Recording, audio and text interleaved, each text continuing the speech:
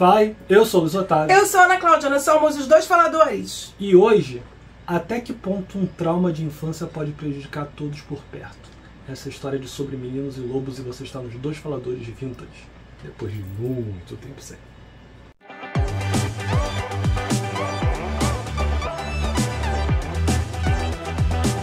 Fala, gente linda! Já se inscreveu no nosso canal? Não? Se inscreve agora, aperta inscreva-se, toca o sininho para receber notificações de vídeos novos. Comenta conosco se você assistiu esse filme.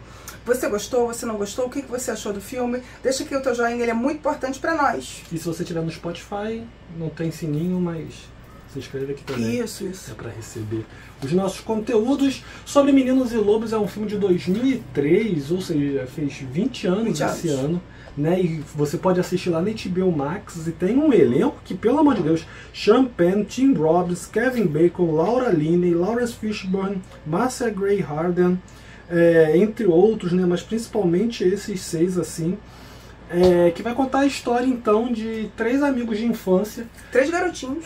Que durante a infância, né, acabam passando por uma situação traumática, e aí, para um mais especificamente, que acaba sendo sequestrado, e os amigos tão perto na hora do sequestro, eles são enganados. Como né? tem com spoiler, a gente tá avisando, com spoiler, então se você não assistiu e não gosta de spoiler, vai lá assistir, depois você volta aqui. Mas a gente sempre faz o vintage com spoilers, inclusive se você está chegando aqui pela primeira vez, saiba que nossos vintages sempre tem spoiler. Então, na verdade, eram três menininhos que estavam brincando numa rua, num subúrbio de Nova York, brincando lá tranquilamente. Eles têm aproximadamente talvez 10 anos ou um pouco menos de 10 anos, estão brincando e aparece um homem do nada, e esse cara com uma postura muito autoritária e de autoridade, que passa para as crianças uma autoridade. E se apresenta como policial, né? E ele se apresenta então como policial e começa a questioná-los porque eles estão rabiscando a rua, eles estão brincando na rua. E aí eles também têm uma calçada que está com o cimento fresco, eles estão escrevendo os nomes deles para imortalizar essa amizade deles. E esse cara então chega, se coloca para eles, não só como policial, mas a forma mesmo dele falar é uma forma assim, agressiva, né? Principalmente como a autoridade no passado se mostrava para as pessoas. Só no passado. Hoje em dia não deveria ser assim mais, né? Mas enfim. E aí os meninos ficam muito assustados, com muito medo, e começam a obedecer o cara. E aí ele começa a perguntar quem são eles, qual é o nome deles e onde eles moram. Dois deles moram naquela rua mesmo, um em frente àquela calçada, e o outro mora a algumas quadras de distância. E é esse então que ele resolve pegar. Ele fala: peraí que eu vou levar você pra casa e vou levar ele pra conversar com a sua mãe sobre o que você está fazendo na rua. Bota o garotinho no carro e some com o garoto. Os meninos acham tudo muito estranho, ficam assustadíssimos, mas até com medo do amigo estar sendo preso, né? Até porque eles não estão entendendo exatamente o que aconteceu. Correm pro pai e contam o que está acontecendo. Os pais sacam que aquilo não é comum, que aquilo não é normal, e começam a procurar o menino. Não fica desaparecido alguns dias, até que ele reaparece tendo fugido do cativeiro, onde ele ficou preso por um pedófilo. Na verdade, não, são dois pedófilos, durante um tempo onde ele vai sofrer uma série de traumas, de abusos, assim, inomináveis, né, gente? E aí o filme então vai cortar para eles já adultos, e cada um conseguiu seguir a vida dentro do possível. Eles não são mais tão amigos como eles esperavam que fossem para sempre, né? A gente começa a entender que isso acabou gerando um rompimento na amizade deles, gerou um trauma na amizade deles.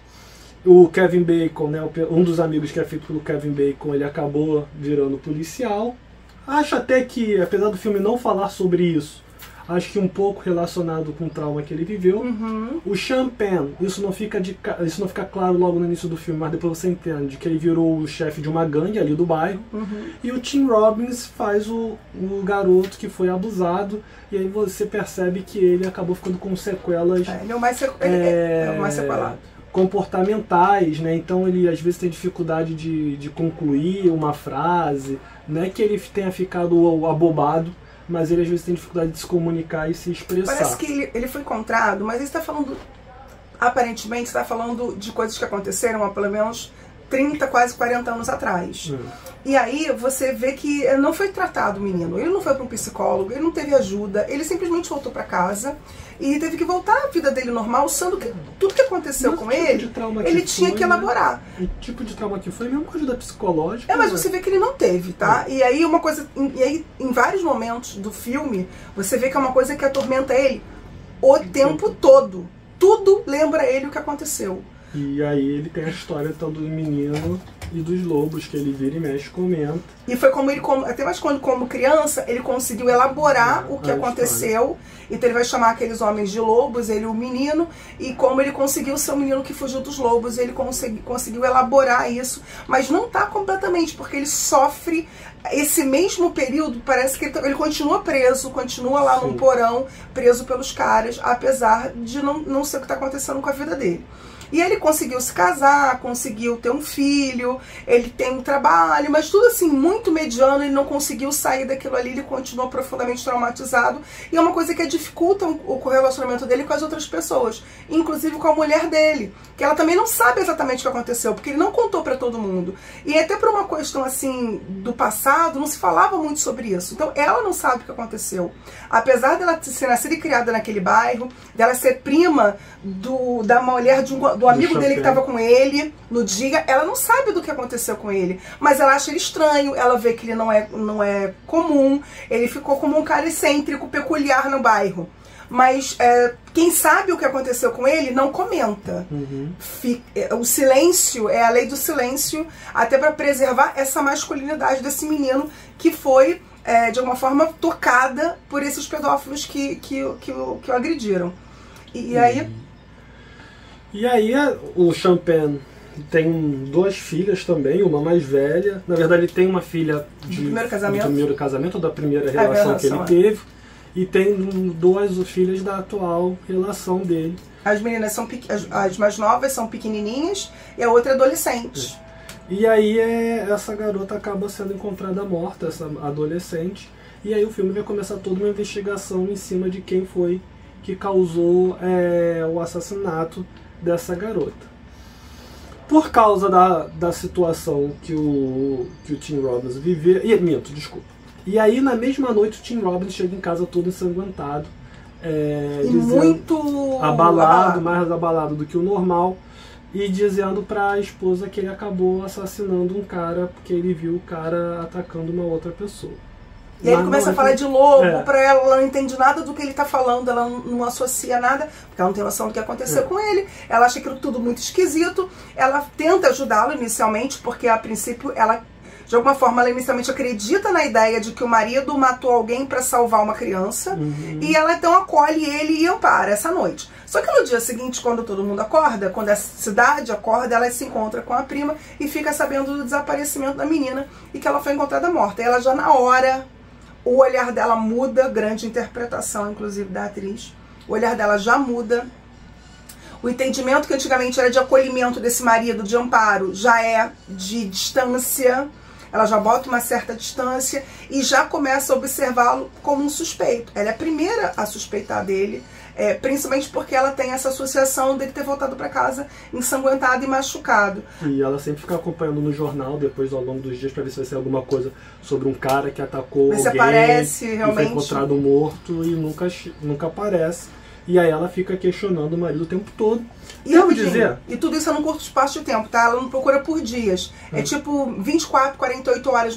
O filme não se passa em mais do que isso. Ela espera alguns dias, ela fica procurando alguns dias. Mas é porque logo depois aparece o cara realmente morto. Não aparece não. No final aparece. Só no final. Sim, mas ele já estava morto realmente desde lá. Mas sim, ele só mas é que eu tô dias falando. Depois.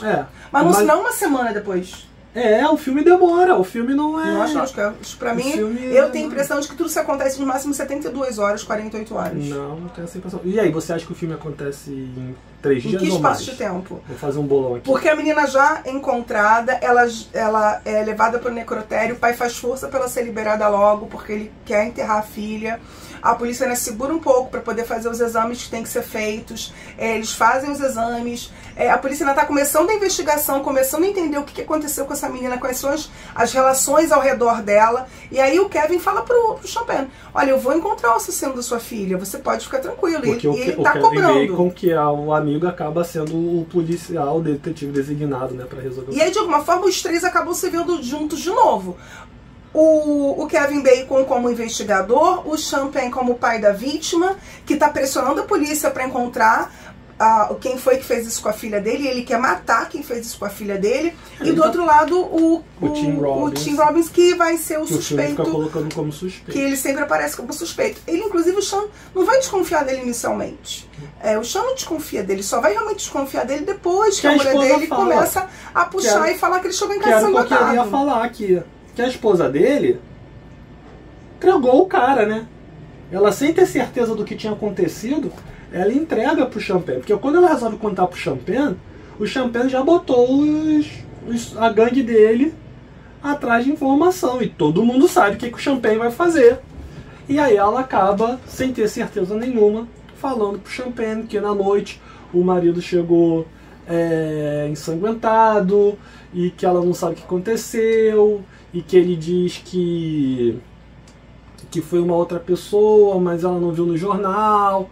Tudo isso. Ela não fala com todas as letras, né? Mas ela deixa bem claro todo o temor dela, todo o medo que ela tem. Suspeita que ela tem um parêntese aqui, né? Que a gente precisa falar então um pouco da situação dos traumas. O Champagne, muito possivelmente, acabou indo para a vida de meliante, né? Por causa do trauma que ele viveu diante da autoridade que se impôs nele, usando a figura da polícia. E também tem uma figura de poder. Né? E tem essa figura de poder. O Tim Robbins tem o trauma que a gente já descreveu, e o Kevin Bacon tem um trauma que é uma relação de um casamento que ele não consegue se desprender, que ele não consegue se soltar, de uma esposa que se separou dele e fica ligando para ele, não fala nada no telefone, só fica ligando e desligando a cara dele. Então, de alguma maneira, os três ficaram com seus traumas relacionados a afeto, a relação, a poder, a ausência de poder. Compromisso e coisas do tipo. Acreditar. E aí, nesse caso, ela, a mulher do Tim Burton, Tim Robbins, ela fica muito incomodada. E assim, com uma questão de família também, porque a prima dela é casada, embora não seja a mãe da vítima, é casada com o pai da vítima. Todos lá parecem ser muito próximos, todo mundo se conhece, mas de novo... É uma mafiazinha, né? Então o cara tem, o Champagne tem o domínio dele ali sobre tudo. E aí, de novo, se ele tivesse conversado, ela conseguisse entender, inclusive, o comportamento estranho que ele já tinha e tudo mais, papapá, ela talvez conseguisse compreender melhor o que foi que aconteceu e acreditar mais nele, né? E ela não acredita nele, por isso que ela acaba falando pra ele. E enquanto isso está acontecendo, o Champagne descobre que a filha tem um namorado escondido, e que ela estava pensando também em ir embora para Las Vegas. Na verdade, o Kevin Bacon que encontra isso primeiro. Mas aí o Champagne descobre né, que ela tem essa relação com esse namorado, que eles estão pensando em ir para Las Vegas, e esse namorado dela tem um irmão que é mudo. E o Champagne, o filme todo, fica falando, tem alguma coisa de estranho nesse garoto, tem alguma coisa de estranha nesse garoto. Só que a gente fica o tempo todo achando que é um preconceito, porque o garoto é mudo, tem dificuldade de se comunicar devido à dificuldade dele em falar. Então, no primeiro momento, tu encara até como uma piada, assim, tipo, ele tem... Mas a gente também não gosta do outro menino que não é mudo, ele não gosta dos irmãos. Ele não gosta dos irmãos, mas ele fala, em dado momento, ele comenta no filme que ele ainda acha o outro pior. E aí ele fica incomodado. E depois a gente vai descobrir que esses meninos são filhos da vítima do Champagne. Champagne teria matado uma pessoa alguns anos antes de tudo que aconteceu e conseguiu se safar. E os meninos seriam filhos dessa pessoa que ele matou. Na verdade, o Champagne assume o crime dos pais do garoto. Não é que o pai do garoto era vítima, o pai do garoto cometeu um crime. Mas ele mata o pai. Depois, mas isso ninguém sabe. Tô falando. Ele vai preso porque o pai cometeu um crime e aí, para proteger a gangue, o Champagne assume.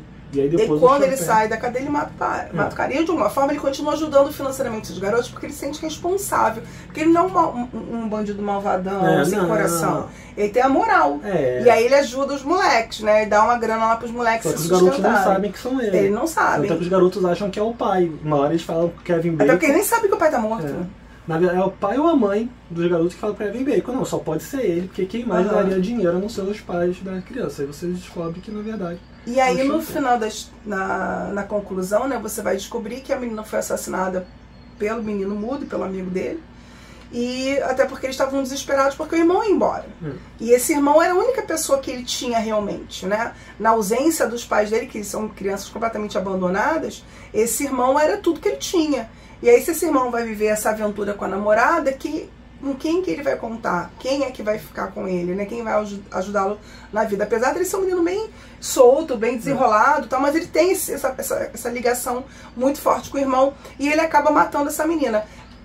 Só que, enquanto o Kevin Bacon tá descobrindo isso tudo, o Sean Penn já foi pra cima do Tim Robbins tomar satisfações e pedindo pro Tim Robbins confessar o crime.